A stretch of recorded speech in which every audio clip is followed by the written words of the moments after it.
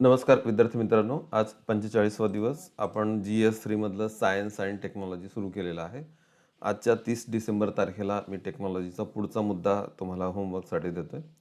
Vision आयसच्या ज्या notes आपण कालच्या लेक्चरमध्ये डाउनलोड केलेल्या त्याच्यातले युनिट 2 आणि 3 तब्बल 22 पेजपासून 55व्या पेजपर्यंत आपल्याला वाचायचं आहे आणि त्यात 2 मुद्दे आज आपण कव्हर करणार आहे. बायोटेक्नॉलॉजी आणि स्पेस. बायोटेक्नॉलॉजी, त्यालाच लागून असणारं nano technology and issues relating to intellectual property rights आणि awareness in the field of space. एवढं तुम्हाला वाचायचं आहे. आजचा प्रश्न पण देऊन ठेवतो.